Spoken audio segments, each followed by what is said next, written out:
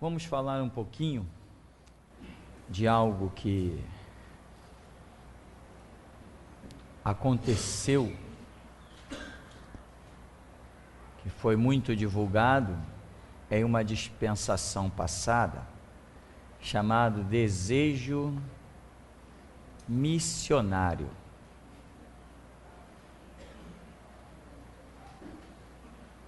Hoje nós continuamos com o desejo missionário.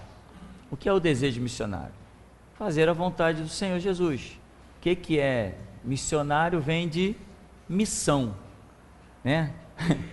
Você conhece aquelas palhaçadas que aconteceram por aí, né? Ah, irmão, você é o quê? Não, eu sou missionário. Como assim você é missionário? Eu fui consagrado a missionário. É muita infelicidade, é muita ignorância, né? As pessoas se rendem a conceitos totalmente loucos. O camarada entra numa igreja, aí vê lá, é o diácono, é o presbítero, é o bispo, é o apóstolo, é o missionário, é um monte de besteira, e a pessoa não é capaz de orar, mesmo depois de ter certas informações, mesmo às vezes sendo criticado, quando se depara com alguns pelo caminho, diz assim: meu irmão, esse negócio de unção, consagração de homem, isso não tem nada a ver não. Que o quê, irmão? Está querendo desmerecer a minha consagração? Caramba, desmerecer a minha consagração. Tinha um que dizia, já até falecido, um que dizia assim: o diabo está querendo roubar o meu título, mas não vai conseguir não. Imagina, o diabo está querendo roubar o meu título, mas não vai conseguir não. Como que o diabo pode roubar alguma coisa ou que Deus tenha me dado? Se ele está sentindo o perigo, é porque não foi Deus que deu, não tem nada a ver com Deus, está desenquadrado. Mas enfim, desejo missionário, que foi tão maciçamente divulgado na dispensação passada, na chamada era da evangelização, que nós já partimos dela. O que é evangelizar? Evangelizar é você apresentar os rudimentos da primeira fé às pessoas, os primeiros conceitos do evangelho, você mostrar isso para as pessoas. Isto é evangelizar, apresentar o evangelho. Hoje nós não temos esse ministério, na verdade que ninguém mais tem. Quem pensa que tem, um dia vai se dar mal quando a ilusão cair por terra e ver que não tem. Porque o Espírito Santo está hoje chamando, vai chegar a hora que ele vai parar de chamar e vai julgar pelaquilo que ele deu ou deixou de dar.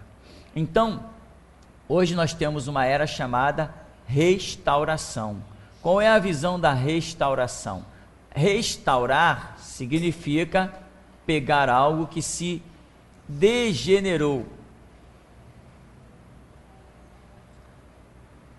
algo que se deformou, né? Palavra, vamos usar essa palavra para ficar melhor entendido. Algo que se deformou, eu venho e reformulo aquilo. Eu trago aquilo a um conceito original. As pessoas olham e dizem assim: aquilo não era assim. Depois de uma restauração, as pessoas dizem assim: no princípio isto era assim. Então isto é restauração. Então, se eu vou restaurar, ora, eu não vou pegar o ímpio, ele não tem nada para eu restaurar. Eu não vou pegar o macumbeiro, eu não vou pegar o católico, não vou pegar o satanista. Ele pode até cair dentro da rede e se dar muito bem, pode, mas eu não estou jogando a rede para pegar ele. Ele dá sorte se ele estiver perto e a rede pegar ele também, mas eu não estou nem aí para o macumbeiro, para o satanista, se ele vai para o inferno ou deixa de ir. A minha missão, o meu desejo missionário é fazer o que o meu Senhor Jesus colocou como missão na minha mão. E a missão que ele me deu não é evangelizar o traficante, não é evangelizar o policial corrupto, não é evangelizar o governador salafrário, os políticos ladrões. Eu não tenho essa missão de levar evangelho para eles. Eu tenho a missão de pegar os pequeninos de Deus, o povo de Deus, as igrejas degeneradas, as igrejas deformadas e restaurá-las. Esta é a minha missão, única e exclusiva, com relação ao povo de Deus. Claro, eu mando flecha para o judiciário, eu mando flecha para os políticos, eu detono tudo que é canto, eu detono o exército, detono a marinha, detono a aeronáutica, eu não poupo palavras. Isso é uma tangente do ministério, mas a minha missão central é restaurar a igreja de Jesus Cristo. Então aí temos o estudo, Jesus celebrou a Páscoa, que desmistifica a Santa Ceia. Temos o fim do jejum, que mostra que jejum não é bíblico ao nível de trazer fortalecimento espiritual, expulsar demônio, curar enfermo, provamos isso, e tantos outros, provamos que igreja e política é uma divisão eterna, isto é, eu estou restaurando o povo de Deus que estava com a visão ofuscada, entenebrecida, o véu estava sobre o coração. Então essa é a missão. Então o desejo missionário que eu tenho hoje é de cumprir o projeto do meu Senhor Jesus. E o que ele trouxe à minha vida? Ele trouxe restauração. E se é restauração, visando alcançar o seu próprio povo, então eu não tenho uma palavra de evangelização, porque quando eu anuncio o evangelho na sua essência, Deus amou o mundo de tal maneira, né? Quando eu anuncio o evangelho nessa essência, eu estou buscando chamar pessoas ao arrependimento. Estou buscando chamar pessoas à conversão. Restauração é um outro tipo de arrependimento e um outro tipo de conversão. Restauração é para quem acredita que já está com a sua vida no altar de Deus. Acredita, mas não está. Eu chego e provo, a sua vida não está no altar de Deus. Porém, o desejo da pessoa é esse. A restauração entra nessa questão. Então, o desejo missionário que nós temos que ter é o desejo de fazer a vontade do Senhor. Desejo missionário não é quem sai para pregar para o ímpio. Não, desejo missionário é qualquer um que esteja saindo para cumprir a vontade, o projeto do Senhor. Se ele mandou para pregar o ímpio, está aí, eis a missão. Se ele mandou restaurar, está aí a missão. Se ele mandou libertar, curar enfermo, expulsar demônios, seja o que for, essa é a missão. Mas não é algo como se teve na dispensação passada, em que se dizia, todo mundo tem que ir pregar o evangelho para o ímpio. Tá. Isso não existe mais. Então hoje, quando se fala de ação missionária, eu não estou mais me referindo a alcançar o ímpio, né? Aí as pessoas dizem, mas e se o ímpio for para o inferno? Eu digo assim, eu te garanto que não fui eu que joguei ele lá, né? Eu estou inocente do sangue de qualquer ímpio, de qualquer satanista. Agora, se ele vier a mim, eu quero saber mais de Deus. Beleza, senta aí que você achou a pessoa certa que pode te colocar dentro do reino de Deus. Sou eu. É a igreja do Deus vivo. Nós temos essa condição. Agora, eu ir buscar o ímpio, eu ir buscar o satanista, isso está fora de cogitação. O meu negócio é buscar a igreja de Jesus que está caída. E hoje nós estamos já no mundo inteiro. Estados Unidos nos acessam que você nem imagina. Países que eu nunca nem sabia que existiam, o nome de certos países lá da Europa, do norte, lá da África, países da América Central, e é tanta gente acessando os nossos sites, temos alguns trabalhos em inglês também, tem uma série de coisas aí. Isso prova que realmente nós somos a voz da restauração, e como eu tenho dito aqui, se somos a voz da restauração, se somos, aonde existir alguém que pensa ser cristão, vai ter que ouvir a voz do nosso ministério. Se existir uma pessoa no mundo, umazinha que seja, que pensa, não estou nem dizendo que seja cristã, que pensa ser cristã, se essa pessoa não nos ouvir, nós não somos a voz da restauração. A voz da restauração tem que chegar a todo o território, a toda parte do mundo, aonde existir uma pessoa que pense ser cristã, porque a voz da restauração é que vai mostrar para ela a realidade dos fatos, se ela vai assumir ou se ela vai rejeitar a visão. Então, o camarada pode estar morando no meio do deserto do Saara, pode estar morando no pico da neblina, pode estar morando, irmão, aonde você imaginar nesse planeta. Se ele acredita que ele é um cristão, um seguidor de Jesus Cristo, nós chegaremos até ele. E isto é glorioso, né? Agora, e a evangelização? Eu deixo isso para quem ainda não entendeu que a dispensação mudou, tá? Eu quero saber se você tem alguma pergunta preliminar no momento, alguma colocação que possa somar para todos nós sermos edificados. Uma pergunta em família. Pastor, em Hebreus 4:12 fala que a palavra de Deus é viva e eficaz, mais penetrante e cortante do que uma espada de 2 gumes, penetra na divisão da alma e do espírito, juntas e medulas, e é apta para discernir as intenções e os pensamentos dos corações. A respeito do que o senhor falou no primeiro bloco sobre espírito e alma, o senhor poderia falar um pouco a respeito desse versículo aqui que fala também de alma e espírito? Esse versículo mostra também essa separação, porque diz, a palavra penetra na alma e no espírito. A nossa alma, às vezes ela vem, vou usar essa palavra, vem do mundo, desequilibrada. O que é uma alma desequilibrada? É uma alma que está acostumada a sentir as coisas de forma errada.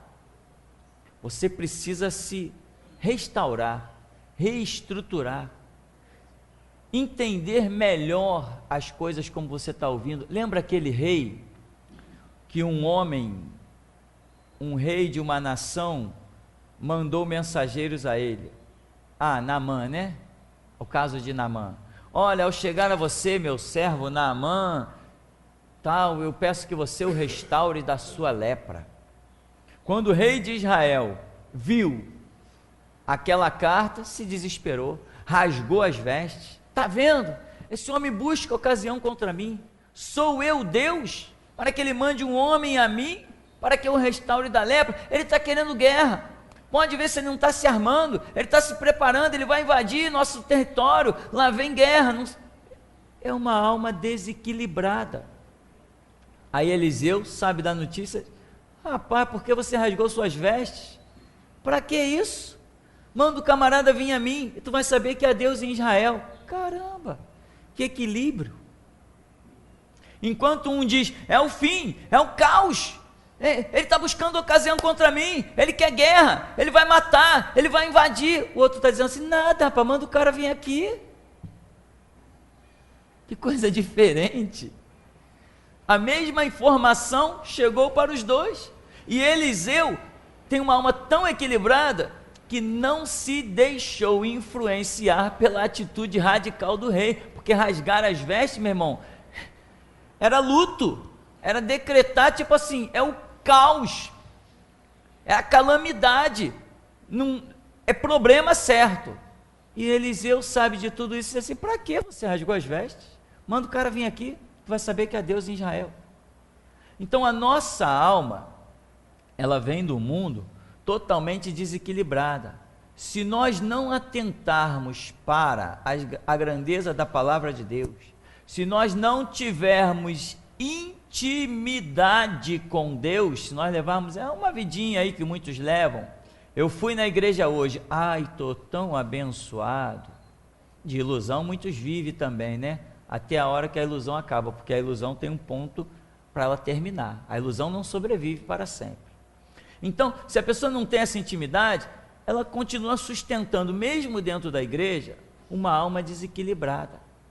Aí a informação chega ao espírito da pessoa, o Espírito Santo dá aquele momento de misericórdia, para que a pessoa busca, se renda e a sua alma também, que é a sede dos seus sentimentos, seja restaurada, inclusive curada de muitos traumas. Tem pessoas que têm traumas que vêm desde o ventre, pessoas que sentem a rejeição desde o ventre, pessoas que têm comportamentos que não sabem explicar. Aí quando chega dentro da igreja, momentos que nós vimos muito, Marquinhos também participou desses momentos, irmãos que oravam e Deus revelavam coisas profundas, ele dizia, a pessoa tem esse comportamento que foi ferido desde o ventre. Como? Situações que acontecem dentro de uma família, que as pessoas acham que dentro da barriga não está acontecendo nada, está sim. Todo sentimento que vem no corpo da mãe, a criança no ventre sente o impacto disso, e a criança sabe, de alguma maneira, que a ciência não explica, a criança sabe que aquilo ali é uma reação ruim, de igual modo sabe quando aquilo é uma reação boa. Então as reações às vezes podem ser tão ruins, que uma criança nasce traumatizada, sem depois saber, vive normalmente, faz 20, 30 anos, sem saber que é traumatizada, mas sempre que ela escuta alguma coisa, sempre que ela sente algum tipo de reação, porque o nosso organismo reage de muitas maneiras, pelos que vemos, às vezes num telejornal, numa novela, pelo que ouvimos, às vezes numa música, alguém conversando, nosso organismo reage, e reage sempre da mesma forma. Então aquela pessoa que sentiu algo quando era uma criança de 1, 2 anos, ou ainda era um bebezinho no ventre, ela com 20 anos, ela sente as mesmas coisas por ter ouvido coisas semelhantes. Quer ver? Eu te conto uma piada, você ri. Passa 20 anos, você esqueceu a piada. Aí eu venho e te conto essa piada de novo. O que acontece contigo? Você ri de novo. Você vai rir de novo. Ou seja, se aconteceu algo contigo hoje, palavras, agressões em palavras, alguma coisa que você não teve potencial de reação, e você acaba ficando chateado, magoado, aquilo te traumatiza. Daqui a 20 anos você se depara com um cenário semelhante, uma discussão, alguma coisa tal, o que vai acontecer contigo? O trauma volta do mesmo jeito, assim como o riso de 20 anos voltou, o trauma de 20 anos também volta, e nós estamos todo dia convivendo com isso. Então uma pessoa que ouve às vezes coisas que fazem parte de uma rotina, que a traumatizaram, ela acaba vivendo seu dia a dia traumatizada. Mas se houver uma intimidade com Deus, esses traumas serão sarados. Mas se não houver uma intimidade com Deus, esses traumas não serão sarados. Esta é uma cura muito profunda e é necessário uma busca séria de Deus. Tem bênção que a pessoa chega, entrou na igreja, ela olha para o chão, ela sai catando as bênçãos. Vai sentar na cadeira, tem bênção esperando por ela. Tem bênção que é assim. Tem bênção que ela não vai achar no chão, não vai achar na cadeira, não vai achar no teto. Tem bênção que ela vai ter que comprar picareta, pá, e cavar muito profundo para alcançar. E a área dos traumas, a área dessa cura da alma, ela é isso, ela é muito profunda, ela só acontece com renúncias muito grandes. Então, a alma da pessoa também precisa, além daquele toque que o Espírito Santo dá no espírito do ser humano, ele derrama para alcançar a alma, porque ali no nosso espírito é onde se armazenam as informações que vêm do alto, as revelações, os conceitos de Deus. Isso não fica armazenado na nossa alma. A nossa alma, ela é influenciada pelo nosso espírito. Ou seja, se o meu espírito está cheio das coisas de Deus, ele dita ordens para a alma. Vamos embora, alma. A alma, não, vou para a esquerda. Não, vai para a direita. Sou eu que mando. Eu estou forte. Agora, se o espírito está, como a Bíblia diz, morto, amém?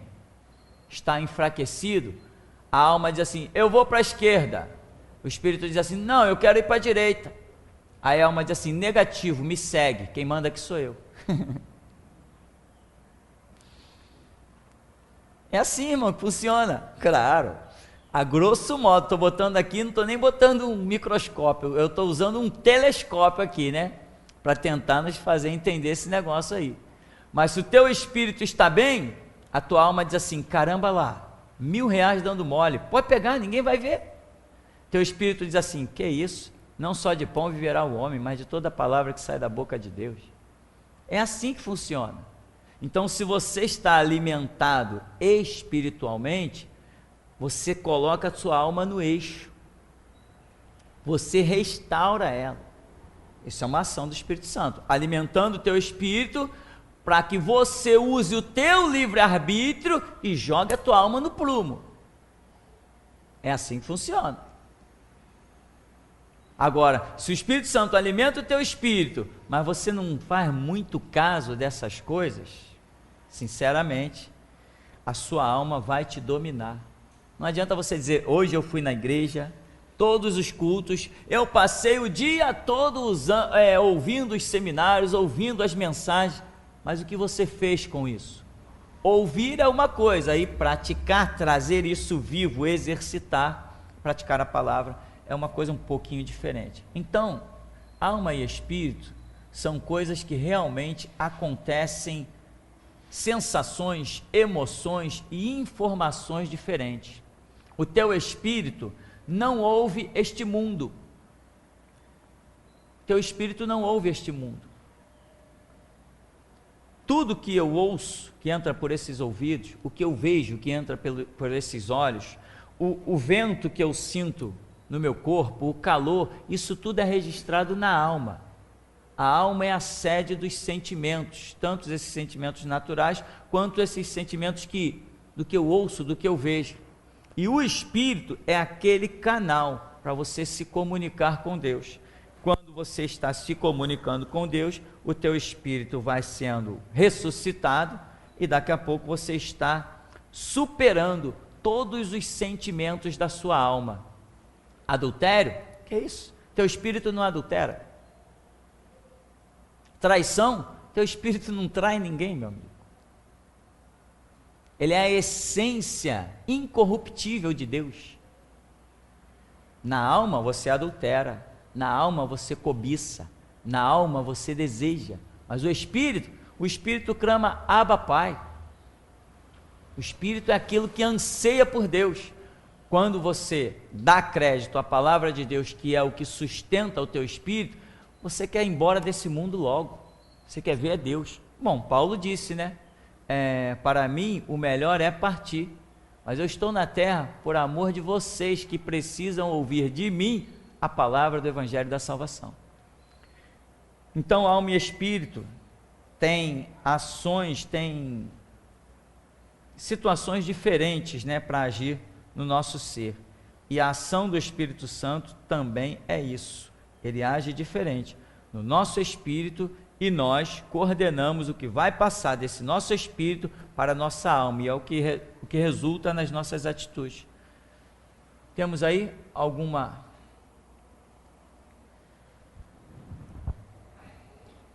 Eu queria fazer um comentário, pastor, sobre o primeiro bloco ainda, sobre o tema amor.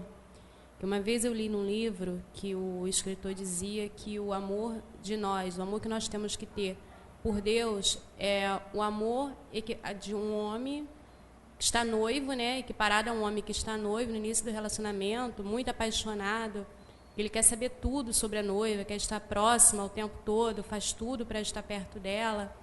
Esse era o amor que nós teríamos que ter por Deus, buscar tudo sobre Deus, entendeu? E aí eu fiz uma comparação sobre assim, os membros da Universal.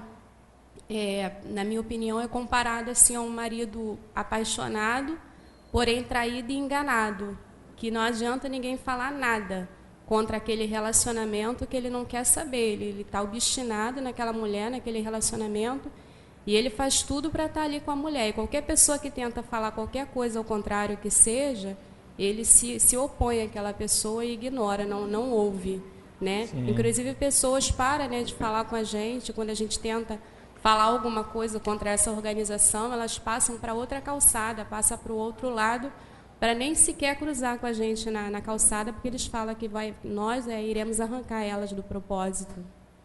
É isso aí. Falta entendimento, cria um amor complicado, um amor falso, né? Que é engraçado que essa história de amor, esse relacionamento, ele é uma coisa interessante, porque essa comparação homem, mulher, né, marido, esposa, noivo, noiva, tem pessoas que realmente ficam cegas por uma noiva falsa, ficam cegas por uma mulher que engana. Tem realmente isso. E não adianta, o melhor amigo se chegar e dizer assim, ó, tua noiva está pisando na bola. Qual é, cara? Você era meu amigo. Agora está com essa? Que isso, falando mal da minha esposa? Não, cara, é que eu sou teu amigo, procura ver as coisas, procura observar. Já diz o ditado, né? Briga de marido e mulher, não se mete a colher, né? Eu não sei bem o que tem a ver esse ditado não, eu sei que eu ouço isso desde que eu nasci. Então, irmão, assim são algumas pessoas com relação à sua igreja. Meu irmão, tua igreja está fazendo isso, isso não é bíblico. Não, mas o meu pastor é um homem de Deus, se ele falou, está falado. Meu irmão, não custa nada orar. Que orar para quê? Meu pastor ora já por mim, ele ora a madrugada toda, para que eu vou orar? Mas e a sua vida com Deus? Não, mas ele é o pastor, ele me guia. Meu irmão, Jesus foi chamado, ou melhor, o pastorado foi chamado para guiar ovelhas. Ovelhas enxergam pouco, mas não são cegas. Agora o camarada se comporta como um cego. Ovelha enxerga pouco, mas ela não é cega. Amém? Se a ovelha fosse cega, meu irmão, nenhum de nós escaparia dos mercenários. É porque alguma coisa nós enxergamos. Pelo menos enxergamos que temos que orar, enxergamos que temos que ler a Bíblia, e é isso que nos dá o livramento. Se não, então essa é a realidade. Tem muitas, né? Eu conheci uma menina, uma mulher, uma jovenzinha mulher, que cantava todo mundo dentro do trabalho. Eu fui o primeiro da lista, escapei, mas o resto ninguém escapou. Menina noiva, e alguém ainda foi chegar para o noivo dela e falou, quase que o pau quebrou, como diz na gíria, né? A pancadaria ia suar, tá difamando a minha noiva, cara? Estava na cara, todo mundo sabia. A mulher cantava todo mundo dentro do trabalho, e já tinha saído sei lá com quantos. É um referencial interessante. Tem gente que se cega de tal maneira pela igreja ou pela noiva que não enxerga mais nada. Teve uma senhora que uma vez veio para cá, aí quando ela estava aqui, depois sumiu, uma semana, eu encontrei na rua, oi irmão, oi tal, queria falar uma coisa para o irmão. Eu falei, pois não irmã, é que eu tive pensando bem, eu nasci na Assembleia, então, eu nasci na Assembleia, não vou mudar, né? Lá também é uma igreja de Deus, lá também fala de Jesus. Então, eu resolvi ficar por lá mesmo. Tá, meu irmão, amém, amém, tchau, paz do Senhor, tchau. Outra, chegou para mim e falou assim, pastor, eu tive pensando, eu vou voltar para a Assembleia. Falei, irmão, amém, tá jóia. Não, mas eu queria falar para o pastor que, porque eu me converti lá. Quer dizer, não é justo nós largarmos a igreja aonde nós nos convertemos, não é? Eu falei, sim, irmão, é sim, a paz do Senhor, tchau. Tem pessoas que não enxergam. Caramba, meu irmão, você tem que olhar e ver o que foi a Assembleia de Deus há 20 anos atrás e olhar o que é a Assembleia de Deus hoje. Há 20 anos atrás, todos os pastores da Assembleia diziam: política no púlpito não, púlpito é lugar para homem de Deus. E agora? Mudou, as coisas mudaram. Então, se eu não colocar esse pouquinho de visão de ovelha que eu tenho para clamar e buscar o Senhor para Ele me esclarecer, eu vou para a cova junto com os pastores. Túlio Barros, um líder aí do campo de São Cristóvão, que morreu e foi para o inferno, porque eu não reconheço maçom no reino de Deus, foi para o inferno, arrastou multidões. Lá hoje nas Assembleias de Madureira, que é um palco da maçonaria aberto e descarado e hipócrita, nas Assembleias de Deus de Madureira, tem um monte de líder lá, que além de irem para o inferno, porque eu não vou poder chegar lá no céu e dizer assim: aqui ó, esse aqui foi um maçom convicto lá na terra, mas alcançou a salvação. Não tem essa não. Quem conhece Jesus Cristo jamais será um maçom. Se o camarada é maçom, significa que ele não conheceu o Evangelho de Jesus Cristo, porque a luz e as trevas não se combinam, não se mistura. Como um maçom pode herdar o reino de Deus? Não, me recuso a isso, terminantemente. Então, além de estarem a liderança de Madureira indo para o inferno, está arrasando multidões. Agora, nós distribuímos lá milhares de CDs, distribuímos lá sites, distribuímos um monte de coisa, e teve gente de lá ligando para cá: é irmão, é mesmo, né? Puxa, está tudo corrompido, né? A história da igreja diz isso, a história da igreja diz aquilo. O camarada até conhecia história. É irmão, qual é o endereço aí? Falei: irmão, o endereço aqui é tal.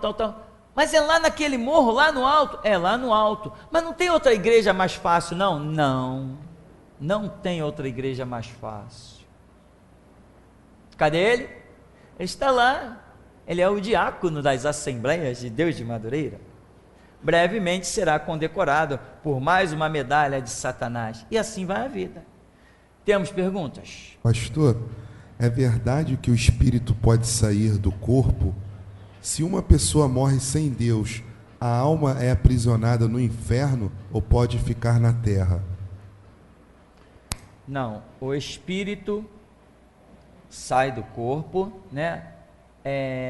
Nós temos esse exemplo ali subentendido em Daniel, temos também João na ilha de Patmos, no Apocalipse, né? Ele diz: no dia do Senhor. Acredita-se que esse dia do Senhor ele estava referindo a domingo, criou essa tradição de chamar o domingo do dia do Senhor, mas João diz: no dia do Senhor eu fui arrebatado em espírito. E algumas experiências recentes, né, modernas da nossa caminhada, nós temos entendido que um arrebatamento, o que acontece nesse arrebatamento? A alma, ela permanece no corpo, mas é o espírito que sai para receber revelações do Senhor. Acredita-se nisso, diante de tantas experiências que têm acontecido nas eras modernas, nos tempos da igreja, né? Então, o espírito pode sair do corpo, sim. Existem relatos até de satanistas, que, segundo eles, com profundidade de intimidade com o diabo chegou a operar até com eles essas experiências de eles em espírito saírem do corpo. Tinha um caso de uma menina de uma igreja, há muitos anos atrás, uma igreja batista não sei de quê, em que o pai dela era pastor, e ela numa faculdade, um rapaz falava que ele tinha, como é que chama? Esses arrebatamentos que o diabo... Projeção astral, essa projeção astral, ele dizia que ele fazia isso, que ele saía do corpo em determinada hora, que passeava pela cidade, que ia onde ele queria, e a menina falou assim para ele: que nada, você está inventando moda. Ele falou assim: me dá o teu endereço, deixa um papel escrito, deixa um papel e uma caneta em cima da mesa da sua cozinha ou da estante, aonde você vai deixar, você me fala, que eu vou entrar na sua casa, vou escrever o meu nome nesse papel. Essa noite eu vou lá. Aí ela falou, tá bom, então vou deixar o papel, você vai lá e escreve. Aí ele, no dia seguinte, ela chegou para ele e falou assim, viu, você mentiu, foi nada, estava lá o papel e a caneta, em branco. Aí ele falou assim, mas também você não me disse que seu pai era pastor? Eu tentei entrar na sua casa, mas tinha um cara de branco que não deixou eu entrar. Essa é uma experiência. Agora, fora isso, nós temos muitas experiências. Os Estados Unidos é repleto dessas experiências, que foi o palco de satanismo, foi o palco também do evangelho. Então, tanto do lado negativo quanto do lado glorioso do nosso Deus, nós temos visto pessoas terem essa experiência mesmo, de sair do corpo. Agora, tinha um pastor que ele dizia que se a alma sair do corpo, isso é a morte. Então, no arrebatamento, só o espírito sai do corpo, mas a alma permanece no corpo para sustentar a vida. Ele dizia isso de algumas experiências que ele teve e revelações que ele dizia ter tido. Inclusive, a esposa desse pastor, ela teve arrebatamentos incríveis de ir a Jerusalém, e tinha um pesquisador, Enéas Tonini, um homem que escreve sobre geografia das terras bíblicas, e o Enéas Tonini estava lá no gabinete, quando houve uma cena e a esposa do pastor foi arrebatada, mas ele não acreditava nesse negócio de arrebatamento, de igreja tradicional, batista, ele não acreditava nisso. Aí ele disse para o pastor, eu posso fazer perguntas a ela? Aí ele disse, pode fazer a pergunta que você quiser. E então ele começou assim, você está arrebatada? Ela, estou arrebatada. Onde você está? Nos ares. Dá para você ir a algum lugar? Aí ela diz, o anjo está me levando a Jerusalém. Aí ele diz assim, está te levando a Jerusalém? Ah, então tá. Aí, chegamos em Jerusalém. Aí ele, conhecendo Jerusalém, ele perguntou, como são as ruas? Aí ela começou a descrever. As ruas têm pedras assim, as paredes são assim, são ruas estreitas, não daria para passar um carro e tal. Aí ele começou a ficar meio impressionado, né? Aí ela diz assim, espera que ele agora vai me levar a outro lugar. Aí, ele está me levando no túmulo de Jesus, aonde Jesus estava. Aí ele dizia assim para ela, então, como é a porta desse túmulo? Aí ela diz assim, a porta é muito baixa, não dá para passar sem inclinar a cabeça. E eu estou entrando nesse túmulo. Aí ele, conhecedor, diz assim, o que tem do lado esquerdo? Ela dizia, tem isso e isso. O que tem do lado direito? Tem isso e isso. Aí ela dizia, peraí, tem alguma coisa escrito na parede, mas está em hebraico e eu não consigo ler. Mas o anjo vai traduzir para mim. Aí, ele já traduziu. Aí ele disse assim, então o que está escrito nessa parede? Aí ela disse assim, eu sou a ressurreição e a vida, e aquele que crê em mim, ainda que esteja morto, viverá. Nessa hora, o poder de Deus veio, caiu ele também, caiu todo mundo, não ficou ninguém em pé no gabinete, de tanto poder de Deus. E ele viu que havia uma realidade. Ela nunca pisou em Israel, nunca pisou em Jerusalém, nunca foi no túmulo de Jesus e descreveu tudo, inclusive uma frase que tinha lá dentro em hebraico, que ela não sabia ler e o anjo traduziu para ela. Porque quando somos arrebatados em espírito, experiências mostram que um anjo se aproxima da gente como uma espécie não só de guia, mas também de protetor.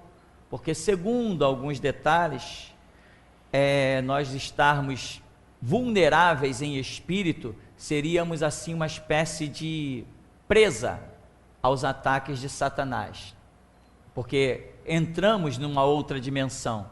Então, nesse caso, sempre surge um anjo que tanto guia quanto protege, tá? Então, é possível, eu não tenho dúvida disso, que é possível, que existe essa operação em que pessoas saem do corpo. Aliás, tem pessoas aqui na igreja que já tiveram essa experiência. Uma eu sei que foi o Alessandro, experiência bem interessante, Mas teve mais de uma pessoa que eu não me lembro agora. Está aqui alguém que teve essa experiência? Ah, sim, eu, né? Mas eu não estava pensando em mim, teve outra pessoa que teve essa experiência. Eu tive essa experiência também, que já tinha até esquecido, estou aqui falando e nem lembrei de mim. Eu tive essa experiência de sair do corpo em espírito e contemplar coisas. Não se contempla assim como se fosse olhando para uma televisão, não. É como se você estivesse olhando através de espelhos d'água, tal, mas a coisa é bem real, tanto que é real que as informações que eu trouxe de lá, eu vi se cumprir na Terra, né? Inclusive informações de uma mulher que fez tratamento durante bom tempo e não podia ter filhos, e depois da informação que trouxemos, logo nos próximos dias, ela já apresentou a gravidez. Isso é uma realidade. O homem, Deus proporciona isso, que o homem saia do corpo, mas de alguma maneira, o diabo também, com raras pessoas, consegue fazer essa operação também. Tem mais perguntas? Tem a segunda parte, pastor, da pergunta, que ela fala assim: se uma pessoa morre sem Deus, a alma é aprisionada no inferno ou pode ficar na terra? Não existe esse negócio, né? Isso é uma... Quem assistiu aquele filme Ghost, do outro lado da vida? Oh, my love. Já tem gente chorando aí? Eu paro ou continuo? Amigo, aquilo ali foi um impacto. Eu fui no cinema ver aquele filme. Não resisti, tanta gente falando, tá um filme espírita que não sei que lá, e mostra coisas e não sei que, a igreja ferveu com aquilo. Eu falei, vou ver esse negócio lá. Mas acabou o filme, meu irmão, se aqueles tapetes não absorvessem bem a água, eu acho que eu morri afogado. Todo mundo chorando dentro do cinema. Filme para adolescente, né? Já viu, né? Que coisa impressionante. E aquela musiquinha quando entrava, hein? O camarada de voz abençoada era aquele. Dá inveja a voz daquele cara. Nunca vi uma voz igual àquela. Resultado: algo projetado, um filme espírita que diz que a pessoa morre, mas se ela morre fora do tempo, a alma fica vagando, procurando justiça ou procurando sei lá o que. Nada a ver com a realidade. Quando morremos, ou salvos ou perdidos, nossa alma não toca nem mais nesse chão. Morreu, foi-se. Os salvos para o paraíso e os perdidos para o inferno. Depois, na consumação da salvação, vou assim usar essa expressão, posso estar errado, consumação da salvação, os que estão no paraíso herdarão a glória de Deus. Os que estão no inferno herdarão o lago de fogo e enxofre. Ou seja, paraíso e inferno são dois estágios intermediários e não definitivos de salvos e condenados. Isso nós já podemos provar biblicamente, não há dúvida quanto a isso. Agora, morreu, não fica por aqui fazendo nada, mas aí o camarada vai no terreiro e diz assim: eu queria falar com a minha mãe. Aí o tranca-rua vai lá e diz assim: deixa que eu vou dar uma de mulher hoje. Aí vai lá, veste uma sainha espiritual, fala, meu filho. É a minha mãe, olha a tosse dela aí. Vimos isso demais, meu irmão, isso foi mó barato. Aí, ou então, eu queria falar com meu avô. Aí vem o avô dele: ô meu netinho, como é que você tá? Ai, meu netinho, que dor nas costas. É meu avô mesmo, ele tinha um problema de coluna. Caramba, diabo é artista, meu irmão, ele é o criador do teatro, né? Pierrots e Colombinas, aquelas máscaras carnavalescas, é com ele mesmo, ele é o mestre do disfarce, ele é o camaleão. Diabo é bom nisso, não tem quem não tire o chapéu para ele é bom no disfarce. Aí o camarada vai lá: eu falei com a minha avó. Vó, onde é que está aquele documento, vó? Eu preciso da entrada que eu tenho uma grana para receber. Está lá na terceira gaveta, meu filho, vai lá buscar. O camarada vai lá: caramba, está aqui, tá vendo? Eu não vi, era minha avó mesmo. Pô, caramba, isso aí, ó, diabo é bom demais nesse negócio, meu irmão. Não é fácil escapar das garras do diabo, não. Ele é o mestre do engano. Se você escapou do diabo, meu irmão, glorifica esse Deus vivo, porque eu te digo uma coisa: não é fácil escapar do diabo. Já vi o diabo trazer passarinho para cantar à meia-noite dentro de terreiro. Sabe o que é isso? passarinho cantar à meia-noite dentro de terreiro, ninguém sabe de onde o bicho vem, depois ninguém sabe para onde o bicho vai, cobras aparecerem, pessoas darem passe, né, que chama, dar o passe, com um punhal atravessado no braço de uma ponta a outra, acabou a sessão, arranca, não tem nada, que isso? Está pensando que é fácil escapar do diabo? Todo mundo fica impressionado com isso, meu. O ser humano se impressiona. Hã? Como? Tinha um cara que recebia espírito de índio, né? Aí quando ia começar a sessão, dentro do barracão, tu não via nada, mas ia começar a sessão, ele começava a assoviar. Daqui a pouco surgia lá do telhado, uma cobra imensa, descia direitinho sobre o camarada, enrolava no corpo dele, ele dava a sessão todinha enrolado com aquela cobra. Quando ia acabar a sessão, a cobra desenrolava, ia para o telhado, sumia. Quem vai dizer? Quem não vai dizer? Oh, isso é de Deus. Quem? Você está pensando que é fácil escapar do diabo? Se fosse fácil, o mundo não seria o que é. Se fosse fácil, não estaria escrito com relação a Eva: com dor darás filhos. Com dor, com dificuldade. Filhos é discípulos, Eva representa a igreja. Com dor terás filhos, com dificuldade. Um discípulo de Jesus, para se formar, é difícil. Triste que depois de formado, tem que ser expulso da igreja ainda. Isso é muito triste. Mas seja feita a justiça de Deus, porque não podemos lutar contra ela. Então, uma alma não perambula. Não. Morreu, foi-se. Acabou. Tanto salvo quanto condenado. Nós salvos que recebermos de Deus o galardão de retornarmos, retornaremos no milênio, mas não como almas, mas sim em corpo novamente. Como almas nós não vivemos nessa terra. O nosso corpo é o passaporte para habitarmos neste mundo. Se este corpo é ferido, se esse corpo morre, nós não podemos continuar aqui, né? Pastor, e quando morremos, a nossa alma e o nosso espírito saem logo do corpo? Sim, uma vez morto, sai logo. Uma vez morto, a pessoa está ali. Vamos usar essa expressão que não é real para o cristianismo. Que expressão é essa? De você ver uma pessoa em cima de uma cama, lá debilitada, CTI, vamos jogar logo a visão para lá, CTI, está respirando? Tá. Aquele corpo ainda tem vida, então a alma e o espírito lá estão. Tá? Em condições normais, fora as operações, que todo mundo já ouviu tanta coisa, em condições normais, uma pessoa está ali, sustentada por aparelhos, só o cérebro está funcionando, ainda tem vestígios de situações vitais naquela pessoa, lá está, o corpo e a alma estão ali, aprisionados ali. Morreu, o corpo, o espírito e a alma, que são indivisíveis, exceto pela ação de Deus, espírito e alma são entrelaçados, não se separam, exceto por uma ação sobrenatural de Deus, tá, irmão? Mas fora isso, espírito e alma são inseparáveis, tá? Apesar de serem individuais, são inseparáveis, exceto por uma ação de Deus. Deus pode fazer uma separação nisso para operar conforme lhe apraz. Mas lá está, o cérebro está funcionando, tem situações vitais lá naquele organismo, espírito e alma estão lá.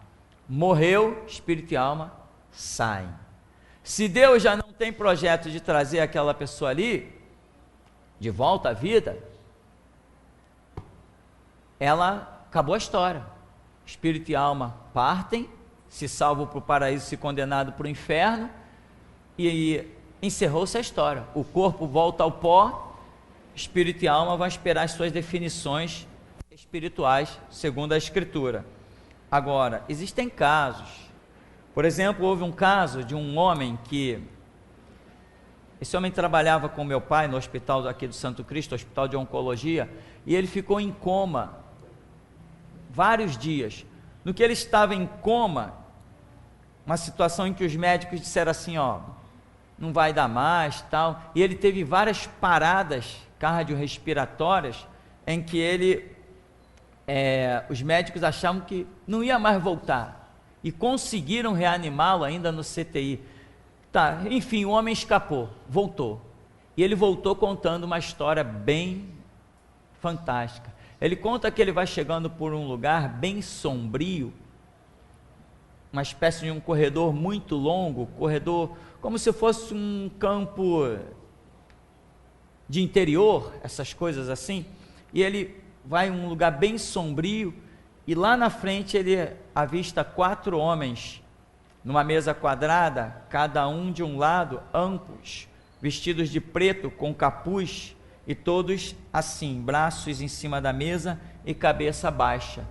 E ele olha aquela cena e ele não tem para onde ir, ele está sendo como que bem impulsionado a seguir um caminho, e ele vai em direção àqueles homens. E ele para a uma certa distância e fica olhando, tipo, o que eu faço, né? E de repente, um daqueles homens levanta a cabeça, olha para ele e dá um sinal assim, ó, tipo, ó, vai embora, volta. Quando ele faz menção de voltar, ele desperta no CTI, em mais uma dessas ressurreições que os médicos tinham proporcionado a ele. Naquele dia, se ele morre, já era. Naquele dia, se ele morre, já era. Ele não morreu. Deus, de alguma maneira, permitiu ele voltar, deu a ele mais uma chance, porque o caminho que ele estava ali era caminho do inferno. Ele contemplou o primeiro estágio da entrada do inferno. Primeiro estágio, com aqueles 4 homens de capuz. Mas foi dada a ele mais uma chance. Mas parece que ele não aproveitou não, mas deixa acontecer, né? Uma pessoa pode ser batizada no Espírito Santo, sair do Evangelho, depois voltar e ser batizada de novo? Irmão, veja bem, o que acontece é o seguinte, não existe batismo no Espírito Santo. Isso é uma má interpretação de algumas expressões que a Bíblia tem. O que é batismo? Batismo é imersão, né? Imersão. Batizar nas águas, imergir nas águas. Isso tem a simbologia que a pessoa está aceitando ser dominada, envolvida totalmente pela água, que significa a palavra. Tá, tudo bem, a palavra significa a doutrina. A pessoa está se rendendo ao envolvimento da doutrina do Evangelho de Jesus Cristo. Esse é o princípio básico do que significa esse batismo.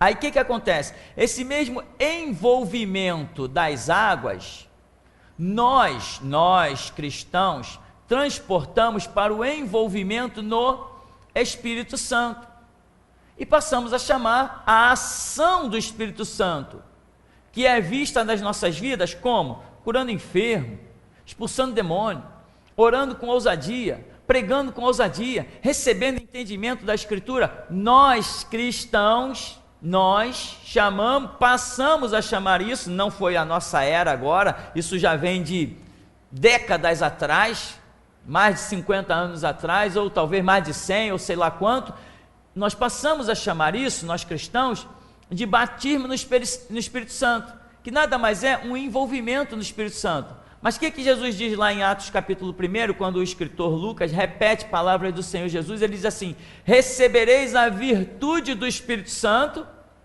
e sereis minhas testemunhas. Então uma pessoa pode testemunhar de Cristo hoje, acabar por algum motivo, sabe-se lá qual for, enfraquecendo, dar uma escapada, fugir do arraial e depois voltar? Pode, porque quem pode dizer que não, se Deus não disser que não? Como quem pode dizer que sim, se Deus não disser que sim? Então, o que eu acredito? Eu acredito que Deus tem, às vezes, as suas segundas oportunidades. Isso é prova das suas misericórdias. Agora, tem momentos em que Deus não tem mais oportunidades. Isso também é prova da sua justiça. Justiça e misericórdia são coisas que estão no punho de Deus. E ele disse para Moisés: terei compaixão de quem eu tiver compaixão, terei misericórdia de quem eu tiver misericórdia. É ele o Senhor, autor de todas as coisas.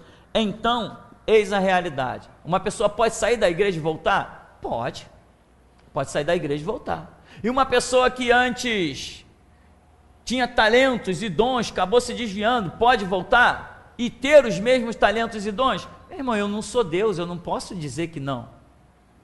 Eu tenho as coisas que eu acredito, mas as coisas que eu acredito são das minhas experiências, e as minhas experiências não estão acima da soberania de Deus. E eu ando nas minhas experiências até que Deus me fale o contrário. Eu tenho as minhas experiências, eu tenho que andar em alguma estrada para não me desviar. Eu ando nas minhas experiências, naquelas que Deus me deu. Mas se Deus revelar algo acima das minhas experiências, estou abrindo mão, estou me curvando. Porque soberano é Deus e não eu.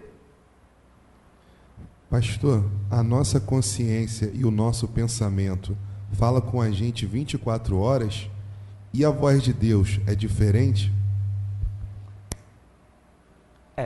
A voz de Deus é bem diferente. A nossa consciência é o que eu penso. A voz de Deus é o que eu não penso. Tá? Por exemplo, ali está diante de mim o Juarez. Se o Juarez for falar comigo, ele abre a boca e... Eu não tinha pensado no que o Juarez ia falar. Eu não tinha pensado no que ele estava pensando. Então a voz de Deus é isso, é algo que vem a mim que eu não planejei, não projetei, não sabia que viria, não sabia o que seria dito. Eis a voz de Deus, ela sai e chega a mim, aos meus ouvidos espirituais. Às vezes, até aos ouvidos naturais. Não que seja, eu estou falando isso para você entender, não que Deus fale ao natural.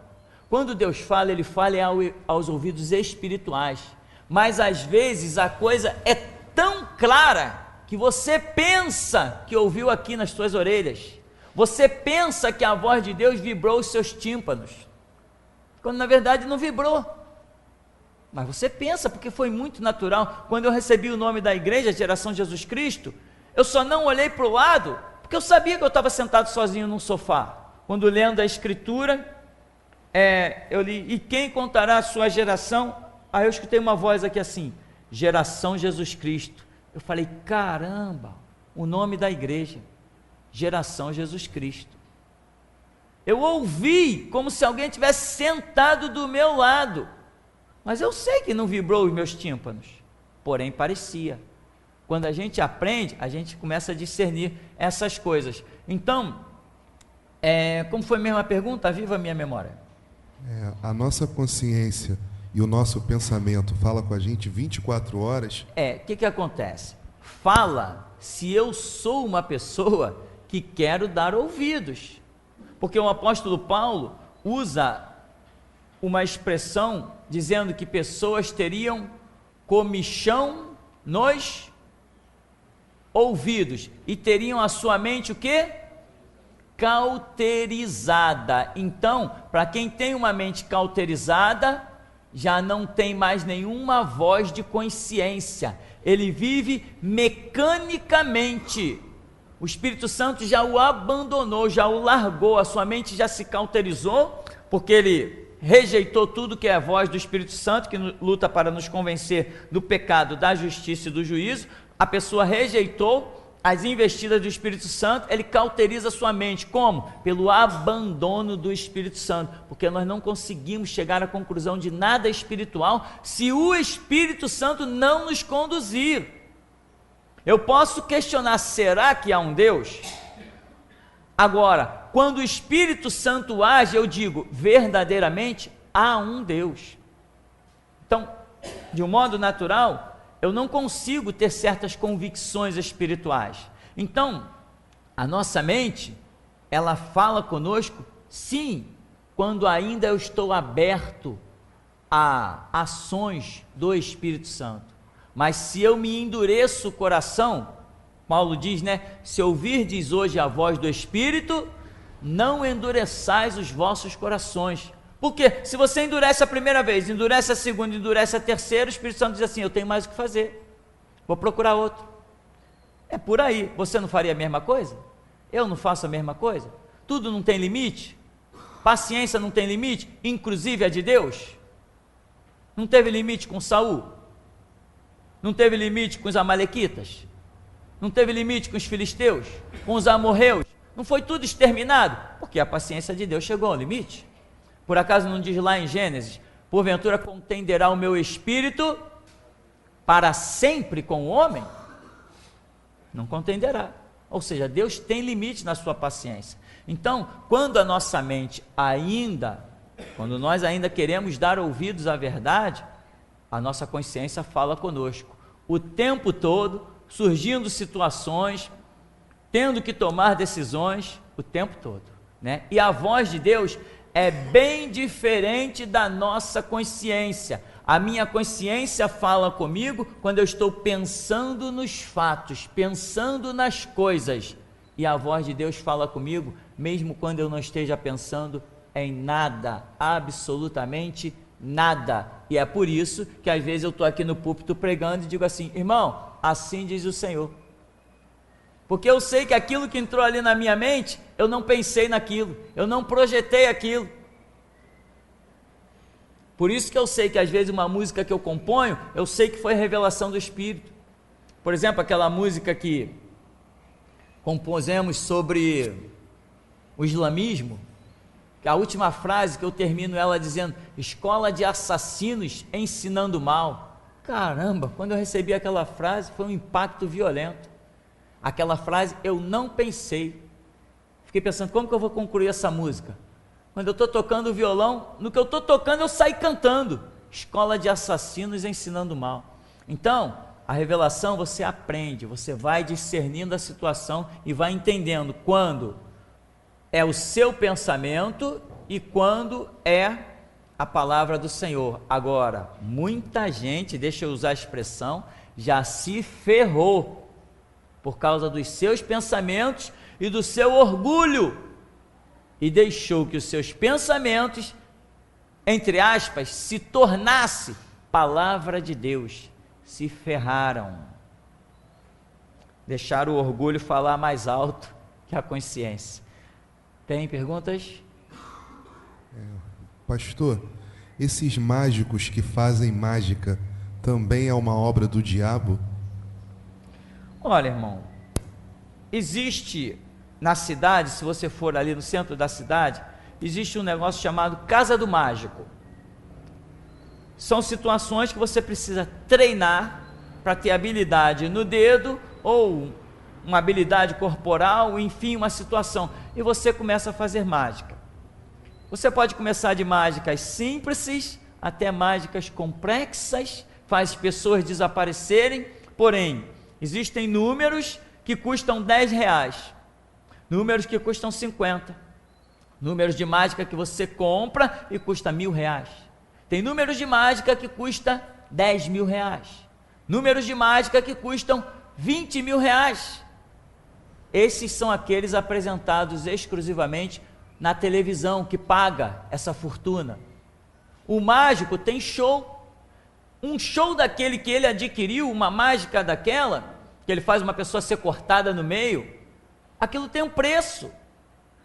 Foram técnicas e técnicas empregadas com espelho, com serrotes falsos que todo mundo pega e diz que é verdadeiro.